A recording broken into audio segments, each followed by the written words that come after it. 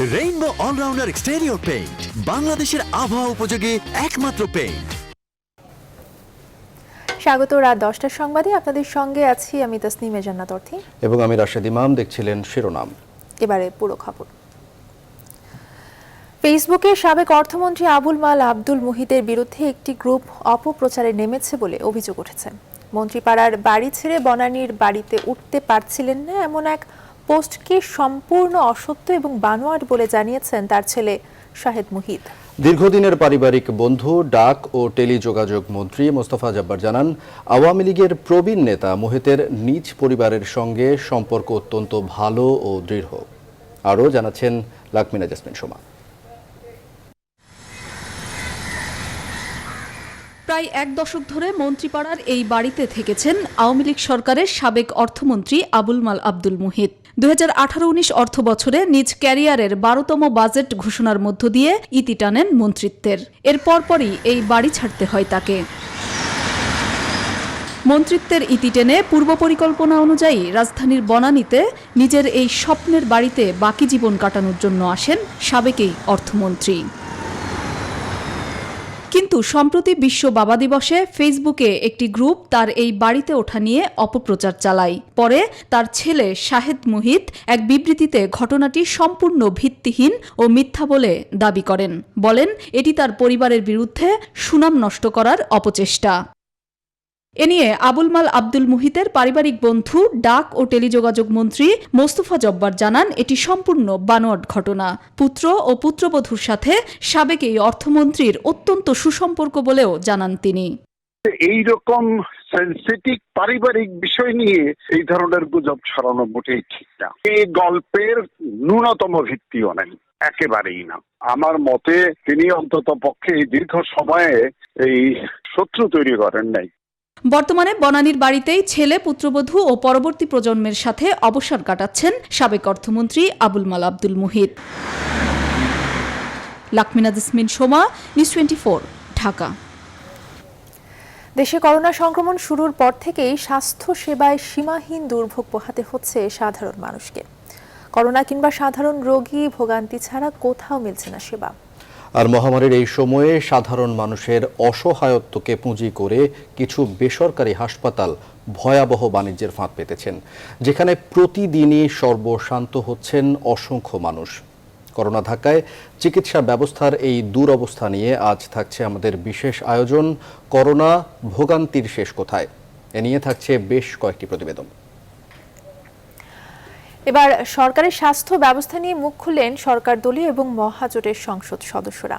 তারা দাবি করছে, নির্বাচিত জনপ্রতিনিধি হিসেবে দেশের মানুষের কাছে দায়বদ্ধতা থেকেই স্বাস্থ্য খাত নিয়ে কথা বলছেন। নিউজ 24-কে দেওয়া সাক্ষাৎকারে সরকার দলীয় সংসদ সদস্যরা বলেন, স্বাস্থ্য খাতকে ঢেলে সাজাতে হলে শুরুতেই ভাঙতে হবে মন্ত্রণালয়ের সিন্ডিকেট। আর ব্যর্থতার দায়ে স্বাস্থ্যমন্ত্রীর পদত্যাগ চাইলেন জাসদ সভাপতি হাসানুল হক ইনু এমপি। তৌফিক মাহমুদ মুন্নার রিপোর্ট। করোনা ভাইরাসের প্রাদুর্ভাবের পর স্বাস্থ্য খাত নিয়ে শুরু হয় নানা আলোচনা সমালোচনা। সিন্ডিকেট যুক্ত মন্ত্রণালয়ের নানা কর্মকাণ্ড এরই মধ্যে মন্ত্রণালয়কে বিতর্কের তকমা লাগিয়েছে। সমন্বয়হীনতা থেকে শুরু করে দুর্নীতির নানা খবর গুরুত্বের সাথে স্থান পায় দেশের গণমাধ্যমে। ফেসবুক লাইভে এসে সরকারদলীয় এমপি একরামুল করিম চৌধুরী তুলে ধরেন মন্ত্রণালয়ের নানা সিন্ডিকেট ও ব্যর্থতার কথা। স্বাস্থ্য মন্ত্রণালয়ের মিটু সিন্ডিকেট যতক্ষণ পর্যন্ত ভাঙ্গা না যাবে, এই স্বাস্থ্য মন্ত্রণালয় কখনো ভালো অবস্থান থাকবে না। তার এই বক্তব্য মুহূর্তেই ভাইরাল হয়। নিউজ 24-এর কাছে তিনি জানান, সরকারের অংশ হয়েও মন্ত্রণালয়ের দুর্নীতি নিয়ে মুখ খোলার কারণ। প্রাপ্তির থেকে আমি মনে করি বাংলাদেশে যারা আমাকে ভোট দিয়ে এমপি বানিয়েছে তাদের পাশে এই দুঃসময়ে যদি না থাকি তাহলে কখন থাকবো। প্রথমে আমার কথা সিন্ডিকেটটা ভাঙতে হবে। সিন্ডিকেটে ভাঙলে কোনো কিছুর অভাব হবে না। তখন অনেক ব্যবসায়ী আছে যে তারা এগিয়ে আসতে রাজি হবে। একই সুরে কথা বললেন ক্ষমতাসীন দলের আরেক এমপি শামীম ওসমান। তুলে ধরেন স্বাস্থ্য মন্ত্রণালয়ের সমন্বয়হীনতার কথা। যার দায়িত্ব সে কি করছে? সে কি অযোগ্য, নাকি দুর্নীতিবাজ, নাকি শস্যের ভিতরে ভূত আছে? এই বিষয়টি নাকি সরকারকে সাবোটাজ করছে। এবং ইট ইজ ট্রু, এখানে ব্যবসা হয়েছে, ব্যবসা না ধান্দা হয়েছে। এটাকে ব্যবসা বলে না। মানুষের জীবন নিয়ে যারা খেলে তারা কোনো সময় ব্যবসায়ী হতে পারে না। জোটের অন্যতম শরিক দল জাসদ সভাপতি ও সংসদ সদস্য হাসানুল হক ইনু স্বাস্থ্য খাতের ব্যর্থতার আঙ্গুল তুললেন মন্ত্রণালয় ও মন্ত্রীর দিকে। মন্ত্রীর পদত্যাগ চাইলেন তিনি। স্বাস্থ্য মন্ত্রণালয়ে অদক্ষতা, দুর্নীতি, সমন্বয়হীনতা, অথর্বতা আর দায়ে দুষ্ট, ব্যর্থদের পুষে রেখে করোনা মোকাবেলা যেমন হবে না, আর করোনা পুষে রেখে অর্থনীতিও সচল হবে। ভয়াবহ করোনা মোকাবেলায় প্রধানমন্ত্রীর নির্দেশনা অনুযায়ী সমন্বিতভাবে কাজ করার কথা বললেন হাসানুল হক ইনু। তৌফিক মাহমুদ মুন্না, নিউজ 24, ঢাকা। কিট সংকটের কারণে ব্যাহত হচ্ছে দেশের বিভিন্ন স্থানে করোনা শনাক্তের পরীক্ষা। যদিও স্বাস্থ্য অধিদপ্তর বলছে পর্যাপ্ত পরিমাণে কিট মজুদ থাকার কথা। সংকট ঠেকাতে শুধু RT-PCR টেস্টের উপর নির্ভর না করে র্যাপিড টেস্ট শুরু করার পরামর্শ দিচ্ছেন রোগতত্ত্ব বিশেষজ্ঞরা। আরও জানাচ্ছেন রিশাদ হাসান। সম্প্রতি নোয়াখালীতে বন্ধ করে দেওয়া হয়েছে কোভিড-19 নমুনা সংগ্রহ। ফলে ফেনী, লক্ষ্মীপুর ও নোয়াখালী জেলায় বন্ধ রয়েছে RT-PCR টেস্ট। সংশ্লিষ্টরা জানান, টেস্ট কিটের সরবরাহ না থাকায় বন্ধ রাখা হয়েছে নমুনা সংগ্রহের কাজ। 4 দিন হয় নোয়াখালী, লক্ষ্মীপুর এবং ফেনীর মানুষ কিটের কোনো হচ্ছে না, অথচ পরীক্ষা হচ্ছে না। একইভাবে এর আগে বরিশাল, ময়মনসিংহ সহ দেশের বেশ কিছু PCR ল্যাবে বন্ধ থাকে RT-PCR টেস্ট। কিট সঠিক সময়ে সরবরাহ না থাকা ও কিট সংকট থাকায় এই জটিলতা।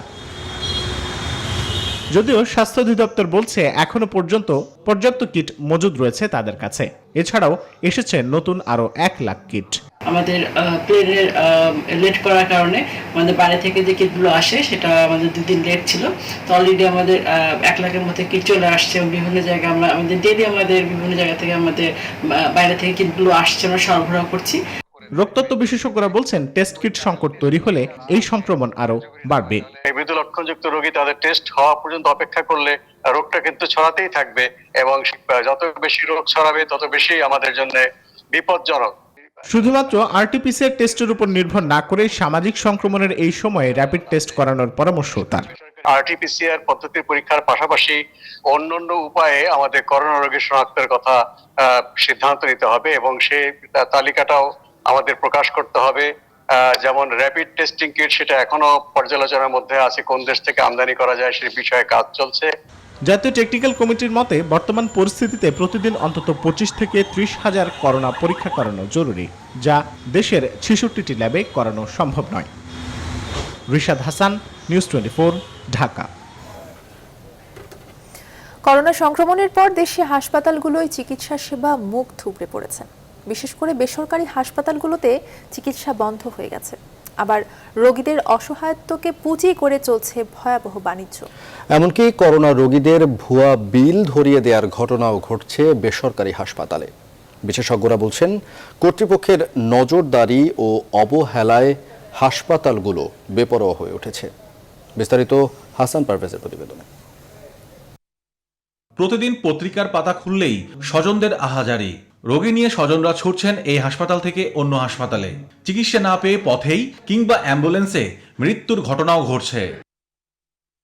স্বাস্থ্য মন্ত্রণালয় নির্দেশনা দিয়েছে 50 শয্যার বেশি সকল সরকারি ও বেসরকারি হাসপাতালে করোনা ও নন করোনা রোগীদের চিকিৎসা দিতে হবে। কিন্তু 1 মাস পেরিয়ে গেলেও 2-1টি ছাড়া হাসপাতালগুলো নির্দেশনা মানছে না।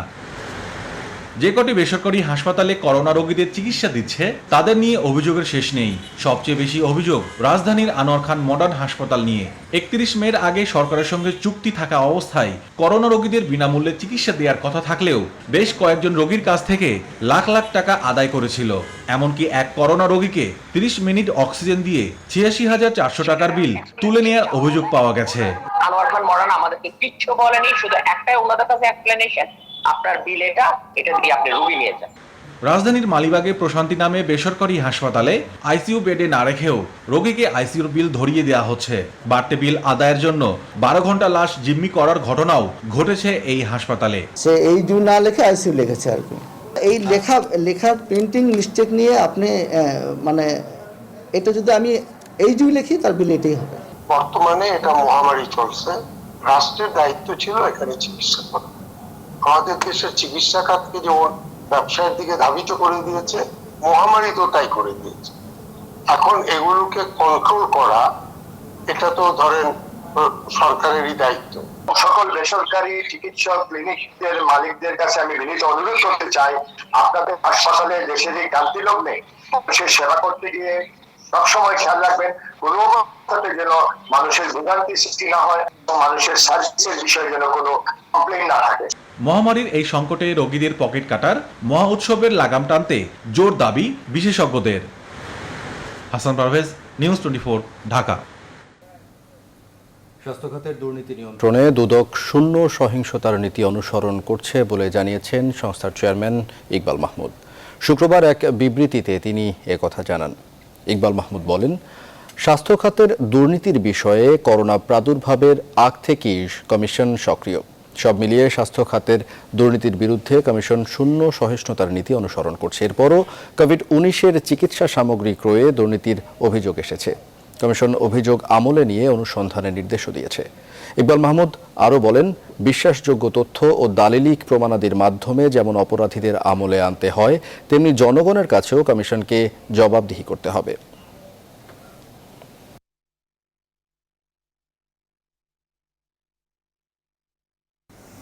করোনা ভাইরাসের 24 ঘন্টায় নতুন করে ৩,৮৬৮ জন সংক্রমিত হিসেবে শনাক্ত হয়েছে, মারা গেছেন 40 জন। সব মিলিয়ে মারা গেছেন ১,৬৬১ জন। দেশে সব মিলিয়ে শনাক্ত হয়েছেন ১,৩০,৪৬৪ জন। দেশে করোনা ভাইরাসের সংক্রমণ পরিস্থিতি নিয়ে স্বাস্থ্য অধিদপ্তরের নিয়মিত অনলাইন ব্রিফিংয়ে শুক্রবার এমন তথ্য জানানো হয়। ব্রিফিংয়ে বলা হয়, 24 ঘন্টায় সুস্থ হয়েছেন ১,৬৩৮ জন। সব মিলিয়ে সুস্থ হয়েছেন ৫৩,১৩৩ জন। নতুন করে মারা যাওয়া 40 জনের মধ্যে ৩১ জন পুরুষ এবং 9 জন নারী।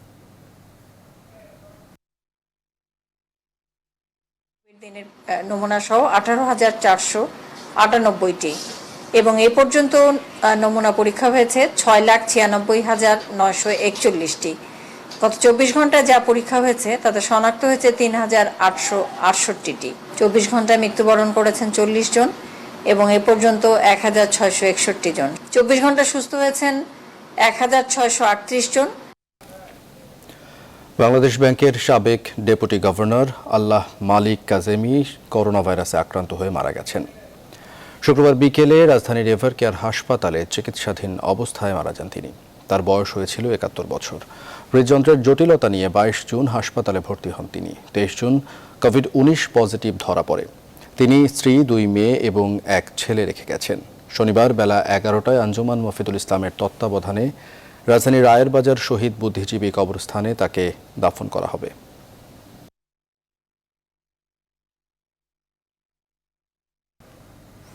এদিকে বিশ্বজুড়ে করোনায় 24 ঘন্টায় প্রায় 1,80,000 মানুষ আক্রান্ত হয়েছেন। মারা গেছেন 5,500 মানুষ। আর মোট মৃতের সংখ্যা প্রায় 4,93,000। মোট আক্রান্ত 97.5 লাখের বেশি।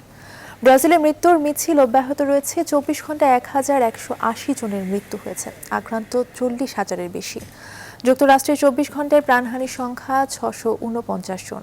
একদিনে সংক্রমিত 40,000-এর বেশি মানুষ। তবে দেশটিতে আক্রান্ত 2 কোটি হয়ে থাকতে পারে বলে ধারণা করছে Centers for Disease Control CDC। ভারতের অবস্থাও বেহাল। একদিনে 18,000-এর বেশি আক্রান্ত, মারা গেছেন 400-র বেশি।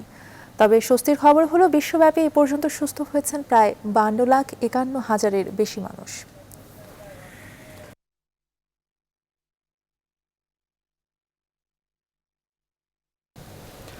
হিউম্যান ট্রায়ালের চূড়ান্ত ধাপে পৌঁছেছে অক্সফোর্ডের করোনা ভ্যাকসিন। ভাইরাসের বিরুদ্ধে কতটা প্রতিরোধ গড়ে তুলতে পারে তা মূল্যায়ন করাই এবার ক্লিনিক্যাল ট্রায়ালের লক্ষ্য। অক্সফোর্ডের বিজ্ঞানীদের উদ্ভাবিত এই টিকা বাজারজাত করতে কাজ করে যাচ্ছে ব্রিটিশ ওষুধ প্রস্তুতকারী প্রতিষ্ঠান অ্যাস্ট্রাজেনেকা। সবকিছু ঠিক থাকলে আগামী অক্টোবর নাগাদ এই টিকা সরবরাহ করা সম্ভব হবে বলে জানানো হয়েছে। বিস্তারিত মাসুদ রানার ডেস্ক রিপোর্ট।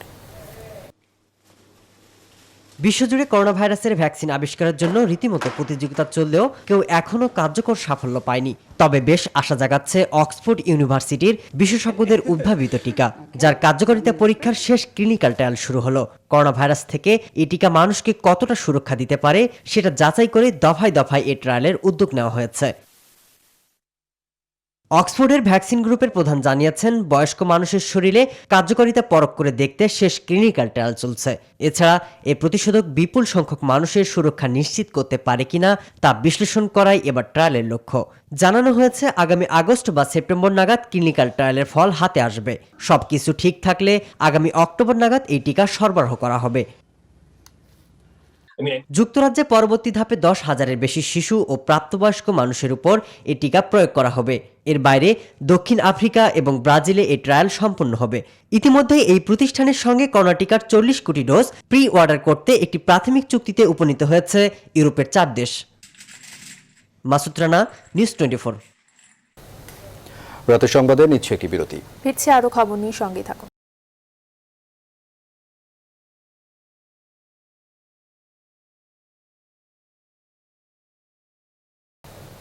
বিরতির পর স্বাগত আরও একবার। আপনারা দেখছেন রাত 10টার সংবাদ। সাবেক স্বরাষ্ট্রমন্ত্রী সাহারা খাতুনকে আবারও আইসিইউতে নেওয়া হয়েছে। গেল 2 জুন থেকে ঢাকার ইউনাইটেড হাসপাতালে চিকিৎসাধীন আছেন এই আওয়ামী লীগ নেতা। অবস্থার অবনতি হলে গেল 19 জুন সকালে তাকে আইসিইউতে নেওয়া হয়। পরে অবস্থার কিছুটা উন্নতি হলে তাকে আইসিইউ থেকে এইচডিইউতে নেওয়া হয়। কিন্তু শুক্রবার বেলা 11টার দিকে আবারও অবস্থা খারাপের দিকে যাওয়ায় সাহারা খাতুনকে নেওয়া হয়েছে আইসিইউতে। 77 বছর বয়সী সাহারা খাতুন জ্বর, অ্যালার্জির সমস্যা সহ বিভিন্ন জটিলতা নিয়ে 2 জুন ইউনাইটেড হাসপাতালে ভর্তি হন।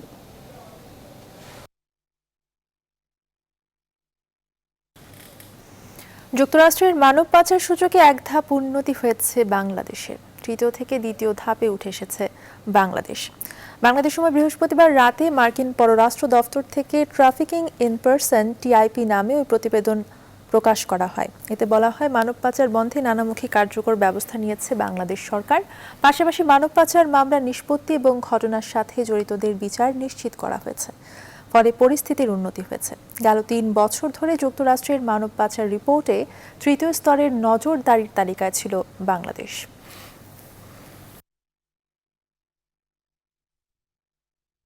আমেরিকানরা প্রতি বছর তারা একটা রিপোর্ট বের করে। এই রিপোর্টকে বলে US department of states trafficking in persons report. আমাদের টায়ার 2 একটা পদ উপরে তুলেছে। এর অর্থ হচ্ছে তারা বলছে যে বাংলাদেশ গুরুত্বপূর্ণ অগ্রগতি হয়েছে এই ব্যাপারে, এবং এই জন্যে বাংলাদেশ এই ওয়াচ লিস্ট থেকে এখন টায়ার 2-তে। এদিকে কুয়েতে আটক সংসদ সদস্য কাজী শহীদ ইসলাম পাপুলের বিরুদ্ধে আরও অনুসন্ধান চালাবেন দেশটির সরকারি কৌঁসুলিরা। এখন তারা ফিনান্সিয়াল ইউনিটের তদন্তের ফলাফলের অপেক্ষায় রয়েছেন। বৃহস্পতিবার কুয়েতি সংবাদ মাধ্যম আল সিয়াসাহ দৈনিকের বরাত দিয়ে আরেক সংবাদ মাধ্যম আরব টাইমসে এই তথ্য জানানো হয়।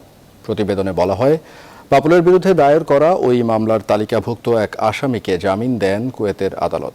সে দেশের এক জ্যেষ্ঠ সরকারি কর্মকর্তার বোন ওই আসামি নিজেও কুয়েতের একজন বড় ব্যবসায়ী।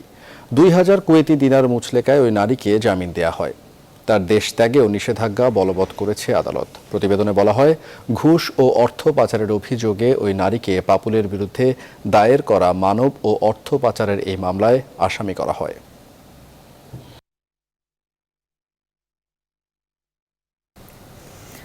করোনা মহামারীর এই সময়ে যখন কর্মহীন হয়ে পড়েছে মানুষ, তখন রাজধানী সহ সারা দেশেই বেড়েছে জরুরি ভোগ্য পণ্য চালের দাম। বেশি দামে ধান কেনার অজুহাতে চালের দাম বাড়িয়ে দিয়েছেন মিল মালিকরা।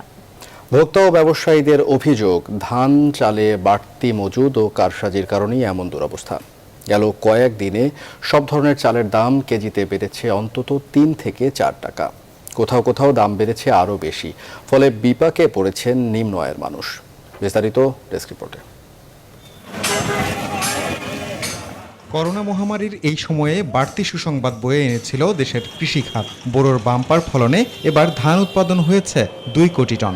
কিন্তু তারপরও গত 2 সপ্তাহে সব ধরনের চালের দাম কেজিতে বেড়েছে 4 টাকা পর্যন্ত।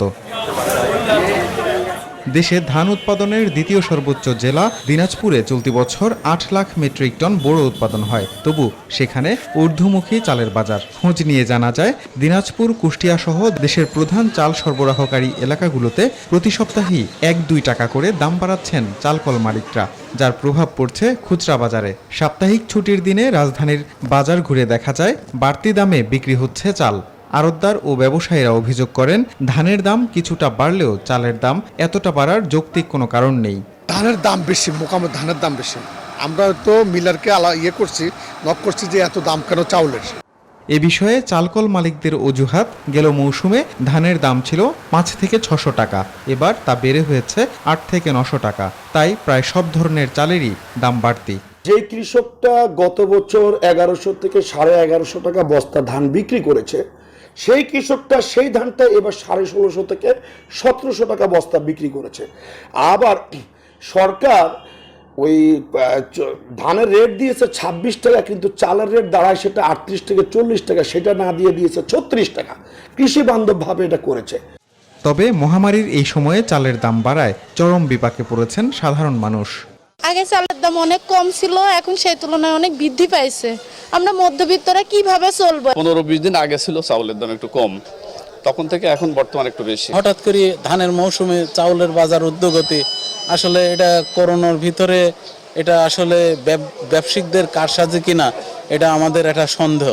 খাদ্য মন্ত্রণালয় জানিয়েছে, পরিস্থিতির সুযোগ নিয়ে কেউ মজুত করছে কিনা এরই মধ্যে তার অনুসন্ধান চলছে জেলা ও উপজেলা পর্যায়ে। Desk report, news 24। সময় হলো আরো একটি বিরতির, সঙ্গেই থাকুন।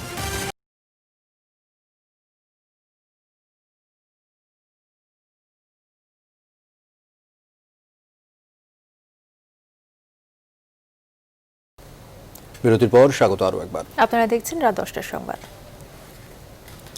কক্সবাজারের টেকনাফে পুলিশের সাথে বন্দুক যুদ্ধে আলোচিত রোহিঙ্গা ডাকাত হাকিম ডাকাতের 2 ভাই সহ 4 জন নিহত হয়েছেন। শুক্রবার দুপুরে সীমান্ত উপজেলা টেকনাফের হোয়াকং পাহাড়ে এই ঘটনা ঘটে। ঘটনাস্থল থেকে উদ্ধার করা হয়েছে বিপুল পরিমাণ অস্ত্র, তবে এখনও নিহত সবার পরিচয় বিস্তারিত পাওয়া যায়নি। কক্সবাজারের অতিরিক্ত পুলিশ সুপার ইকবাল হোসাইন জানিয়েছেন, হাকিম বাহিনীর সদস্যরা টেকনাফের শাপলাপুর ও উখিয়া মনতলি পাহাড়ে অবস্থান করছে। এমন সংবাদের ভিত্তিতে সেখানে অভিযানে গেলে ডাকাত দল পুলিশকে লক্ষ্য করে গুলি ছুড়তে থাকে। পুলিশও আত্মরক্ষার্থে পাল্টা গুলি চালালে হাকিম বাহিনীর 4 সদস্য গুলিবিদ্ধ হয়ে মারা যান। এদের মধ্যে 2 জন হাকিম ডাকাতের ভাই। নিহতদের লাশ উদ্ধার করে ময়নাতদন্তের জন্য কক্সবাজার সদর হাসপাতালের মর্গে পাঠানো হয়েছে।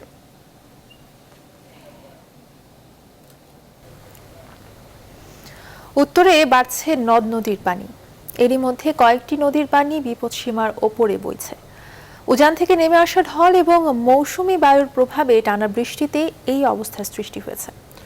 রংপুর, লালমনিরহাট, কুড়িগ্রাম ও নীলফামারী নিম্নাঞ্চলে পানি বাড়ার প্রভাব পড়তে শুরু করেছে। এসব অঞ্চলে নিচু এলাকা প্লাবিত হওয়ায় ঘরবন্দি হয়েছেন হাজার হাজার মানুষ।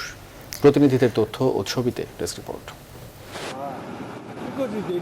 গত কয়েকদিনে রংপুর ও লালমনিরহাটে তিস্তার পানি কিছুটা কমলেও তা আবার বেড়ে বিপদসীমার উপর দিয়ে প্রবাহিত হচ্ছে। এছাড়া ধরলার পানি বিপদসীমার 15 সেন্টিমিটার ও ব্রহ্মপুত্রের পানি 10 সেন্টিমিটার উপর দিয়ে বইছে। তিস্তা অববাহিকার নিম্নাঞ্চল পানিতে তলিয়ে যাওয়ায় ঘরবন্দি হয়ে পড়েছেন চর এলাকার কয়েকশো পরিবার। পানি বাড়ার সঙ্গে ধরলার পাড়ে ভাঙনও দেখা দিয়েছে। সবচেয়ে নিম্ন এলাকা হলো এটা নিচে এলাকা। পশ্চিম পাশে বৃষ্টি হওয়ার কারণে আমাদের দিকে অনেক বাড়িঘর ডুবে গেছে। বন্যা পানিতে মানে ভুট্টা পাট খুব ডুবে গেছে, তা আরো যদি বেশি আমার খুব ক্ষতিগ্রস্ত খুব হয়ে যাবে। ধল্লার ভাঙনে অবদার বাঁধ পর্যন্ত ভেঙে গেছে। এই পাশাপাশি অনেক পরিবার বিলীন হয়ে যাচ্ছে, অনেক বাড়িঘর ভেঙে গেছে। ইতিমধ্যে পানি উন্নয়ন বোর্ডকে জানানো হয়েছে, কিন্তু পানি উন্নয়ন বোর্ড স্থায়ী কোনো পদ্ধতি এখন পর্যন্ত গ্রহণ করে নাই। কুড়িগ্রামের ধরলার পানি ব্রিজ পয়েন্টে বিপদসীমার 8 সেন্টিমিটার ও ব্রহ্মপুত্রের পানি চিলমারি পয়েন্টে 4 সেন্টিমিটার উপর দিয়ে প্রবাহিত হচ্ছে। প্লাবিত হয়েছে জেলার বেশিরভাগ নিম্নাঞ্চল। অস্বাভাবিকভাবে বাড়ছে অন্যান্য নদীর পানিও। পাক শাক করতে পারবেছি না, নাম্বার চেয়ারম্যানের ঘর কোনো খবর নেয় না। পানি আসছে, আমরা 3 দিন থেকে পানিতে এরকম করে আছি। আমাদের কোনখানে যা দাঁড়াবো তারও কোনো নিড়ে পাত্তা নাই। বাড়ির মধ্যে আজ 5 দিন থেকে পানির মধ্যে বাড়ির মধ্যে শিশু বাচ্চাদের কোনো বের করে হওয়া যায়, কোনো বেড়ে বাহে যাবার টাবার পাইনি। আমরা আশা করি যে বাংলাদেশ সরকার আমাদের এই দুস্থ পরিবারগুলো, বন্যা আক্রান্ত এবং পানিবন্দী মানুষগুলোর পাশে দাঁড়াবে। বন্যার আশঙ্কা দেখা দিয়েছে দিনাজপুরেও। গেল কয়েকদিনে অব্যাহতভাবে পূর্ণভবা সহ জেলার প্রধান প্রধান নদীর পানি বাড়ছে। এরই মধ্যে আগামী 2 দিন ভারী বর্ষণের পূর্বাভাস দিয়েছে আবহাওয়া অফিস। সিরাজগঞ্জে যমুনার পাশাপাশি করতোয়া, বড়াল সহ অভ্যন্তরীণ অন্য নদীর পানি বেড়েছে। জেলার 5 উপজেলার বেশ কিছু নিচু এলাকা প্লাবিত হয়ে ঘরবন্দি হয়ে পড়েছেন কয়েক হাজার মানুষ। Desk report, news 24।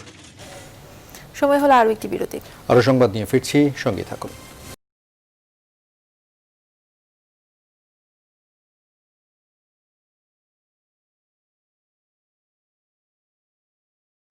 আবারও স্বাগত, আপনারা দেখছেন রাত 10টার সংবাদ।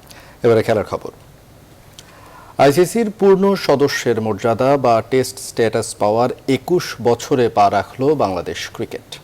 2000 সালের এই দিনে বাংলাদেশের ক্রিকেট সাক্ষী হয় ইতিহাসে ঘটে চিরস্মরণীয় মহেন্দ্রক্ষণের। এরপর সাদা পোশাকে 20 বছরে মাঠে গড়িয়েছে 100-র উপর টেস্ট ম্যাচ। বাংলাদেশের সাবেক অধিনায়ক হাবিবুল বাশারের সাথে কথা বলে গালিব ইবনে রিয়াজ জানাচ্ছেন বিস্তারিত।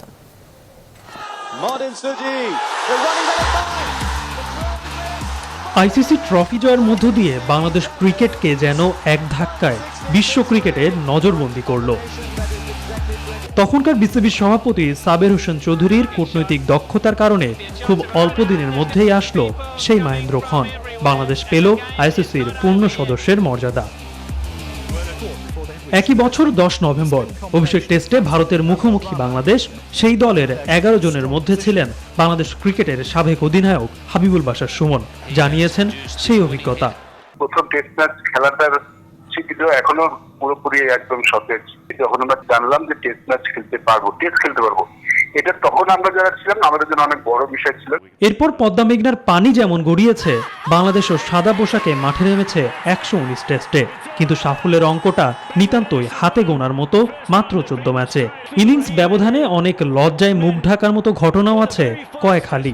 একদিনের ফরম্যাটে উজ্জ্বল সাকিব তামিমরা সাদা পোশাকে কেন এত মলিন? আমাদের জন্য অনেক কঠিন একটা ব্যাপার ছিল প্রথম 4-5 বছর। স্ট্রাগলিং টাইম ছিল, পিরিয়ড ছিল। তারপরে কিন্তু আমরা আস্তে আস্তে ইমপ্রুভ করেছি। আমাদের দলের দিকে দেখেন, এখন কিন্তু আমাদের দলটা বেশ ভালো, আমরা কিন্তু বড় দলকে হারাচ্ছি। এখন চলছে বিশ্ব টেস্ট চ্যাম্পিয়নশিপের যুগ। বেড়েছে আগের তুলনায় ম্যাচ সংখ্যা। কম ম্যাচ খেলার আক্ষেপ ঘুচিয়ে বাংলাদেশ কি পারবে টেস্ট মাঠেও বাঘের গর্জন দিতে? গালিব ইবনে রিয়াজ, নিউজ 24। আর এই ছিল রাত 10টার সংবাদের আগে। ধন্যবাদ এতক্ষণ সাথে থাকার জন্য।